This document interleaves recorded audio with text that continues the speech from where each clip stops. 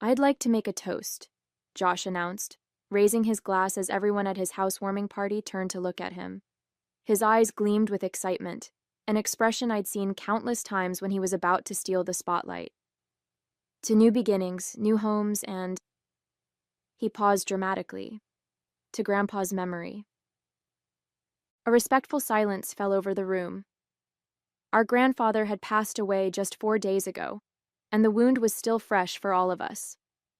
I raised my glass along with everyone else, quietly honoring the man who had meant so much to me. "Speaking of Grandpa," Josh continued, setting his drink down on the coffee table, "I have an announcement to make." I watched as he reached into his pocket and pulled out an envelope, slightly worn at the edges. My heart skipped a beat. There was something about the way he glanced at me that made me uneasy. "Before he died, Grandpa gave me this letter," Josh said, his voice carrying across the living room of his new Denver home. "He wanted me to have his vacation home by the lake, the place we all loved as kids." The room erupted in surprised murmurs and congratulations. My parents beamed with pride, while Josh's girlfriend Teresa clapped excitedly. My cousin Jenna shot me a confused look from across the room. She knew how close Grandpa and I had been. I sat stunned, unable to process what I was hearing. The lakeside cabin was Grandpa's most cherished possession. It was also the place where I had spent nearly every weekend for the past 3 years, helping him maintain the property, listening to his stories, and simply enjoying his company. Josh, on the other hand, had visited maybe twice in the last 5 years, always complaining about the lack of Wi-Fi and nothing to do. But more importantly, Grandpa had given me a small wooden box 3 weeks ago, making me promise not to open it until the time was right. Inside was a notarized deed transferring ownership of the vacation home to me. He had already given me the property. It wasn't even part of his estate. As Josh unfolded the letter and began to read what were supposedly Grandpa's wishes, I studied his face. Was he lying? Did he know about the deed?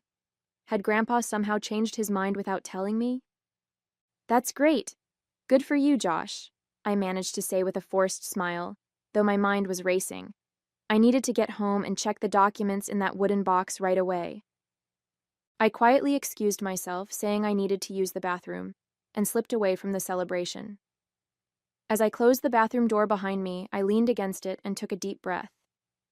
The letter Josh had shown everyone didn't make sense. Grandpa's handwriting had become increasingly shaky in his final months due to arthritis, but the signature I glimpsed looked suspiciously smooth and confident. My phone buzzed with a text from Jenna. "You okay?" That was weird. Josh never even cared about the cabin. I texted Jenna back, "Need to check something at home. Can you cover for me? Say I got called into work?" Within minutes, she had made my excuses to the family, and I slipped out the back door while everyone was still fawning over Josh's inheritance. The drive to my apartment felt surreal. Streetlights blurred as memories of Grandpa flooded my mind, teaching me to fish off the dock, pointing out constellations in the clear mountain sky, laughing at my terrible attempts to skip stones across the lake. The vacation home wasn't just property. It was where our most precious memories lived. It was our special place, where Grandpa had taught me about resilience, patience, and finding joy in simple things. Josh had never shown any interest in those lessons or the cabin itself. His announcement felt like a violation of something sacred. As soon as I got home, I went straight to my closet and retrieved the wooden box Grandpa had given me. It was his old cigar box, worn smooth with age, the cedar still fragrant when opened. "Don't open this until you need to know the truth," he'd told me, his eyes crinkling with that familiar wisdom that suggested he knew more than he was saying. My hands trembled as I lifted the lid. Inside lay several neatly folded documents, a sealed envelope with my name written on it, and a small brass key I recognized immediately. It opened the antique roll-top desk in Grandpa's study at the cabin. I unfolded the top document and gasped. It was exactly as I remembered, a notarized deed transferring ownership of the vacation home to me, dated 6 months ago. Alongside it was a letter in Grandpa's unmistakably shaky handwriting. "My dearest Jules," it began, By the time you read this, I'll likely be gone. I've decided to give you the cabin while I'm still alive to avoid any complications. You're the only one who truly loved this place as much as I did. Your brother never showed interest except when he needed a place to host parties when I wasn't around. Tears blurred my vision as I continued reading. I know your brother might contest this, which is why I've had everything properly notarized and filed. There's a copy with my lawyer, Harold Thompson. The cabin is legally yours already. This isn't part of my will or estate. I trust you to honor the spirit of our special place. I sat back, stunned. Josh had lied. He'd fabricated a letter, knowing full well Grandpa had already given the property to me. The audacity was breathtaking, even for him. My phone buzzed with messages from my parents, asking where I'd gone. Josh had texted too. Nice disappearing act. Don't worry, you can still visit the cabin if you ask nicely. That's when I knew what I had to do. I wouldn't confront him via text or phone. No, this called for something more direct. I gathered the documents, tucked them back into the box, and checked the time. The party would still be going for a couple more hours. I wiped my tears, took a deep breath, and headed back to my car. It was time for the truth to come out.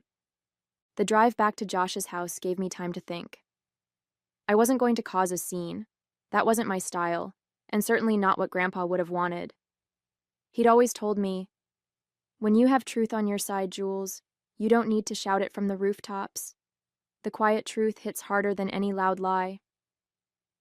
I parked a block away from Josh's house, the wooden box secure on the passenger seat beside me. For a moment, I just sat there, gathering my courage. I thought about all the weekends I'd spent with Grandpa at the cabin while Josh was too busy to visit. I remembered how Grandpa's face would light up when I arrived, how we'd spend hours talking about everything and nothing on the porch swing. "What would you do, Grandpa?" I whispered, running my fingers over the box's smooth surface. The answer came almost immediately in my mind. The right thing, with grace. I decided not to go back into the party right away. Instead, I texted Jenna. "How many people are still there?" She replied quickly, "Just family now. Most guests left after dinner." "You coming back?" This was perfect. I didn't want a crowd for what I needed to do. I took the box and walked the short distance to Josh's front door. When I knocked, it was Josh himself who answered, his expression shifting from surprise to wariness. "Work emergency over already?" he asked, his tone suggesting he didn't believe there had been one in the first place. "We need to talk, Josh," I said calmly, stepping past him into the house. Everyone looked up as I entered the living room. My father was examining what must have been Josh's letter more closely, while my mother was already discussing renovation plans for the cabin with Teresa. Jenna sat quietly in the corner, watching the scene with obvious discomfort. "Jules is back," my mother announced unnecessarily. "We were just discussing Josh's wonderful news about the cabin." "Actually," I said, setting the wooden box down on the coffee table, "that's what I wanted to talk about." Josh's eyes locked onto the box, recognition flickering across his face. "What's that?" he asked, though I could tell from his expression that he had a good idea. "Something Grandpa gave me 3 weeks ago," I explained, keeping my voice level. "He asked me not to open it until the time was right." I looked directly at Josh. "I think that time is now." Before Josh could protest, my father leaned forward with interest. "What is it, Jules?" I opened the box and carefully removed the notarized deed and Grandpa's letter. 6 months ago, Grandpa legally transferred ownership of the vacation home to me, I said, laying the documents on the table for everyone to see. "It's already mine. It's not part of his estate or will." The room fell silent. My mother's mouth dropped open, while my father picked up the deed with a furrowed brow. Josh stood frozen, his face draining of color. "This is notarized," my father confirmed, examining the document. "And this is definitely your grandfather's signature." "That's impossible," Josh finally sputtered. "Grandpa gave me the letter. He wanted me to have the cabin." "May I see that letter again?" I asked, extending my hand toward my father. He handed it over, and I placed it side by side with Grandpa's handwritten letter from my box. The difference was stark and obvious. The handwriting on Josh's letter was an attempt at imitation, but it lacked the telltale shakiness caused by Grandpa's arthritis. The signature was too perfect, too controlled. "Josh," my mother said slowly, her voice barely above a whisper, "did you forge this letter?" His silence was answer enough. Josh's silence stretched uncomfortably before he finally broke it, his voice a mixture of defiance and desperation. "You don't understand. It's not fair that she gets everything." "Everything?" I echoed, genuinely confused. "What are you talking about?" "You were always Grandpa's favorite," Josh said, his words rushing out like water through a broken dam. "Always visiting him, always helping him, always the perfect grandchild. The rest of us barely got a look in." My father cleared his throat, clearly uncomfortable with the direction the conversation had taken. "Josh, regardless of how you feel, forging your grandfather's signature is serious." "Let me see those," my mother interjected, reaching for both letters. She compared them side by side, her expression shifting from disbelief to disappointment. "Oh, Josh," she sighed, "how could you do this?" Teresa slowly stood up, her face pale. "I think I should go," she murmured, avoiding Josh's pleading look as she gathered her purse and headed for the door. "Wait, Teresa, this isn't what it looks like," Josh called after her, but she was already gone, the front door closing firmly behind her. The room fell silent again. Jenna caught my eye and gave me a small, supportive nod. She had always seen through Josh's antics, even when our parents couldn't. "I don't understand," my father said finally, turning to Josh. "Why would you announce something like this without even checking if it was true? The will reading isn't until next week." Josh's face flushed with anger and embarrassment. "I found out about the deed," he admitted. "I was at Grandpa's lawyer's office last week, asking about the estate, and Thompson mentioned that the cabin wasn't part of it because it had already been taken care of. He wouldn't tell me more because of client confidentiality, but I knew what it meant. I thought if I announced it first, maybe—" "Maybe what?" my mother pressed. "Maybe Jules would just let you have it?" "Maybe everyone would believe me instead of her for once," Josh snapped, his voice rising. "Maybe I could have something that mattered to Grandpa, too." His words hung in the air, revealing a jealousy deeper than I had realized. I felt a twinge of sympathy, despite everything.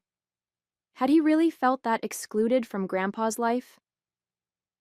"Josh," I said quietly, "Grandpa invited you to the cabin countless times. You always said you were too busy." "Because I felt like an intruder," he shot back. "By the time I realized what I was missing, it was too late. You two had your special bond, your inside jokes, your traditions. There was no room for me." My father shook his head, disappointment evident in his expression. "That doesn't justify lying to the entire family, son." Josh slumped into a chair, the fight seemingly draining out of him. "So what happens now?" he asked, not looking at any of us. "You've made your point, Jules. You win." "This isn't about winning," I said, thinking of Grandpa and what he would want in this moment. Despite Josh's deception, he was still my brother, and Grandpa had loved him too, in his own way. I reached back into the wooden box and pulled out something I hadn't mentioned yet, a sealed envelope with Josh's name on it, written in Grandpa's distinctive handwriting. "He left something for you too," I said, holding it out to my brother.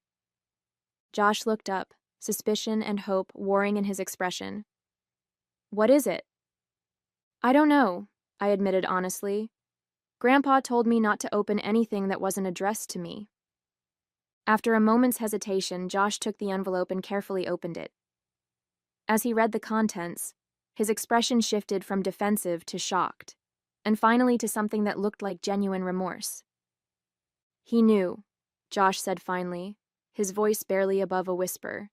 "He knew I might try to claim the cabin."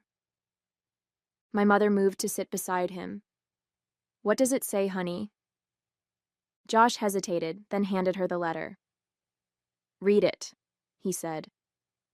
Everyone should hear it. My mother adjusted her reading glasses and began. Dear Josh, if you're reading this, then Jules has opened my cedar box, which means one of two things. Either I'm gone, or something has happened that made her feel it was necessary to reveal its contents. I've known you since the day you were born, and I know your heart. You've always wanted recognition and validation, things I perhaps failed to give you in the way you needed. But I also know when you feel overlooked, you sometimes make impulsive decisions that hurt others and ultimately yourself. The cabin has been transferred to Jules. This was a decision I made with great thought and love. Not because I didn't care for you, but because Jules connected with the place in a way you never did.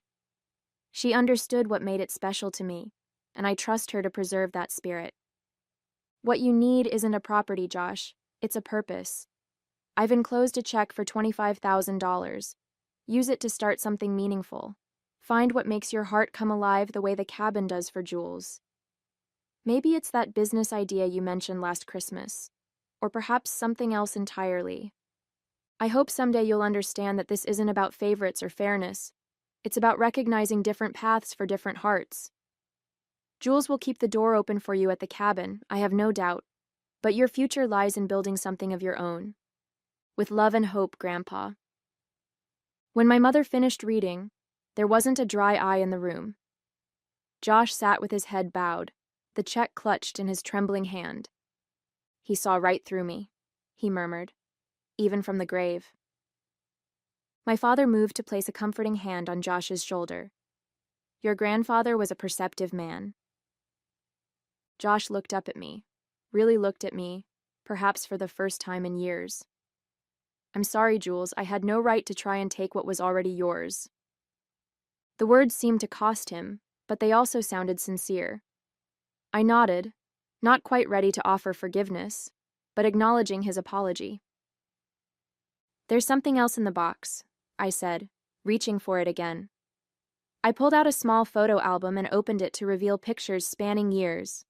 Josh and me as children at the cabin, building sandcastles by the lake, roasting marshmallows with Grandpa at the fire pit. He kept this in his desk at the cabin, I explained, turning pages to show more recent photos. He never stopped hoping you'd come around, Josh. My brother stared at the photos, emotion washing over his face. I really messed up, didn't I? Yes, I agreed, not sugarcoating it. But Grandpa obviously thought you could do better. The room fell silent again, but it was a different kind of silence, contemplative rather than tense, sad rather than angry. The evening had taken a turn none of us had expected, laying bare years of complicated feelings and unspoken resentments. Jenna, who had been watching silently, finally spoke up. So, what happens now? It was the question hanging in the air for all of us. What do you do after a moment of painful truth? How do you move forward from betrayal and revelation? I closed the wooden box, feeling the weight of responsibility Grandpa had placed on me, not just for the cabin, but perhaps for healing our family too. Now, I said quietly, we tried to honor what Grandpa wanted for both of us. The gathering broke up soon after. My parents left with concerned glances back at Josh, clearly torn between disappointment in his actions and worry for his well-being. Jenna gave me a quick hug before heading out, whispering, "Call me tomorrow." And then it was just Josh and me in his new house, the celebratory atmosphere completely evaporated. Josh moved around his kitchen mechanically, making coffee neither of us really wanted. The silence between us felt heavy with all the years of competition and misunderstanding. I didn't plan it, he said finally, setting a mug in front of me. The forgery, I mean. When I found out about the deed, I was angry, hurt. I made the letter that same night, not really thinking I'd use it. Then why did you? I asked, wrapping my hands around the warm mug. Josh stared into his coffee as if it might hold answers. When everyone was here tonight celebrating my new house, I wanted more, something bigger to announce. It just came out. He looked up, his expression vulnerable in a way I rarely saw. I've always been jealous of what you had with Grandpa. You could have had it too, I pointed out, not unkindly. He wanted that. I know that now, Josh admitted. But I was too proud, too stubborn to see it then. He hesitated, then asked, "What are you going to do with the cabin?" It was the question I'd been asking myself since Grandpa had given me the deed 6 months ago. Keep it as it is, mostly. It needs some repairs, but I don't want to change its character. Josh nodded, looking relieved. That's good. It should stay the way Grandpa loved it. I studied my brother, this person I'd grown up with but sometimes felt I barely knew. You're welcome there, you know, anytime. His eyes widened slightly in surprise. Even after what I did? The cabin was meant to bring family together, not drive us apart, I said, echoing what I believed Grandpa would have wanted. That doesn't mean I'm not still angry, or that I trust you completely right now, but the door is open. Josh seemed to understand the qualified olive branch for what it was. Thank you. We sat in silence for a few more minutes, sipping coffee that had already gone cold. The night had been exhausting, emotionally and physically, and there was still much to process. I should go, I said finally, standing up. It's been a long night. Josh walked me to the door. Before I left, he asked, "Do you think Grandpa knew this would happen? The showdown over the cabin?" I thought about the careful preparation Grandpa had made, the notarized deed, the separate letters, his instructions to me about when to open the box. I think he hoped it wouldn't, I answered honestly. But he was prepared in case it did. Josh shook his head, a rueful smile on his face. He always was 3 steps ahead of everyone else. That he was, I agreed. As I drove home, the wooden box secure on the seat beside me once more, I felt a curious mixture of emotions, sadness for the pain of the evening, relief that the truth was out, and a tentative hope that maybe, just maybe, this could be a turning point for Josh and me. The cabin keys felt heavy in my pocket, not just metal, but the weight of responsibility and memory. Grandpa had trusted me with something precious, and I intended to honor that trust. But maybe there was room for Josh in that picture too, if he was willing to meet me halfway. Tomorrow I decided I would drive up to the cabin, sit on the porch swing, watch the light change over the water, and perhaps feel Grandpa's presence one more time, guiding us toward healing, even in his absence. The cabin looked exactly as I remembered it. Weathered cedar siding, emerald green shutters, and the wide porch that wrapped around 3 sides of the structure. As I pulled into the gravel driveway, the early morning sun cast long shadows through the pines, creating patterns across the ground that seemed to welcome me home. I sat in my car for a moment, taking it all in. This was mine now. Not just a building or a piece of property, but a sanctuary filled with memories and whispers of the past. I could almost see Grandpa in his favorite rocking chair, baseball cap pulled low over his eyes as he dozed in the afternoon light. The cabin key slid into the lock with a familiar resistance. You had to jiggle it just right, a quirk Grandpa had refused to fix because he claimed it kept out the riffraff. Inside, everything was just as he'd left it. Books stacked on the side table, fishing gear organized meticulously in the corner, the faint scent of pipe tobacco lingering in the air despite his doctor's orders to quit smoking years ago. I moved through the rooms slowly, trailing my fingers along furniture that had been in our family for generations.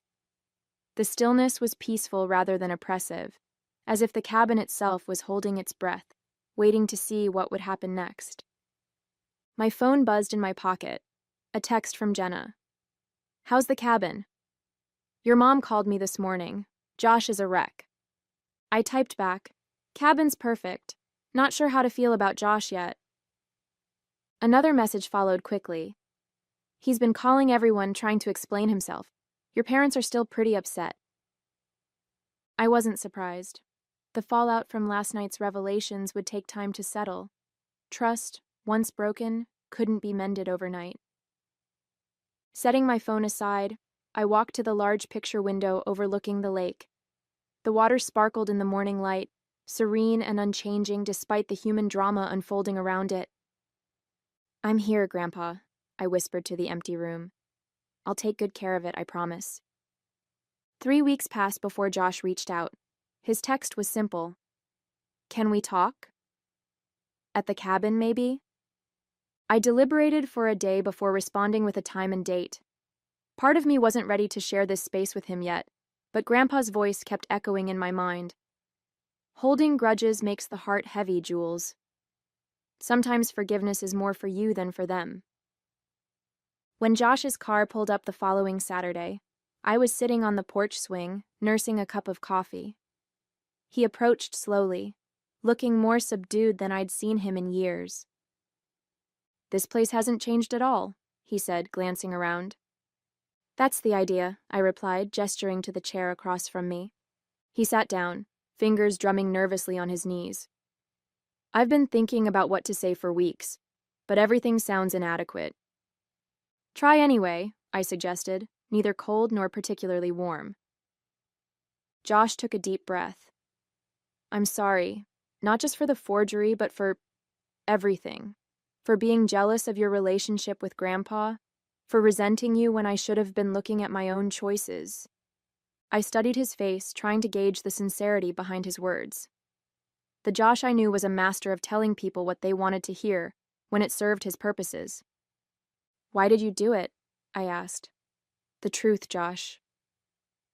He looked out at the lake, quiet for a long moment. "I thought if I had the cabin, it would somehow make up for all the time I didn't spend here. Like I could buy back those moments I missed." His voice cracked slightly. "Stupid, right?" There was a vulnerability in his admission that felt genuine. Not an excuse, just a sad acknowledgement of a faulty thought process. "I used the money," he said suddenly. "Grandpa's check." "For what?" "I enrolled in that woodworking course Grandpa was always telling me to try. The one I was too busy for." He gave a self-deprecating laugh. "Turns out I'm terrible at it, but I'm going to stick with it." He was right. It's calming, being focused on creating something with your hands. It was a small thing, but significant coming from Josh, who had always been too impatient for such pursuits. "He would have liked that," I said quietly. We sat in silence for a while, listening to the gentle lapping of water against the shore and the distant call of birds. It was the same peaceful soundtrack that had accompanied countless conversations between Grandpa and me over the years. "I have something to show you," I said finally, standing up. Josh followed me inside to Grandpa's study, where the antique roll-top desk stood in the corner, bathed in morning light. I used the brass key from the wooden box to unlock it, revealing neatly organized compartments filled with papers, letters, and small mementos. "Grandpa kept everything," I explained, pulling out a folder marked Josh. Inside were newspaper clippings of Josh's high school debate championship, photos of his college graduation, and even a printout of the webpage announcing his promotion last year. "He was proud of you," I said softly. "He just showed it differently than you wanted." Josh's fingers trembled slightly as he paged through the collection. I had no idea he kept track of all this. "There's a folder for each family member," I explained. He called it his brag book. Josh looked up, his eyes glistening. "I really messed up, didn't I?" "Yes," I agreed, not sugarcoating it. "But Grandpa believed in second chances, so do I." I pulled out a calendar from my bag and handed it to him. "I've marked weekends when I'll be up here for maintenance and bigger projects. I could use an extra pair of hands, even terrible woodworking ones." A smile tugged at his lips. "Really?" "The cabin was meant to bring family together, not drive us apart," I said. "That's what Grandpa wanted." Later that afternoon, we sat on the end of the dock, feet dangling in the cool water. Josh pitched ideas for renovating the boathouse while I sketched possibilities in a notebook. "You know," Josh said, looking out across the water, "I think Grandpa knew exactly what he was doing, giving you this place." "What do you mean?" "You didn't just inherit a cabin," he said thoughtfully. "You inherited his role, keeping the family connected to what matters." As the sun began its descent behind the mountains, casting golden reflections across the lake, I realized Grandpa had given me more than property. He'd given me the chance to heal old wounds and forge new connections, starting with the brother I'd almost lost to resentment and pride.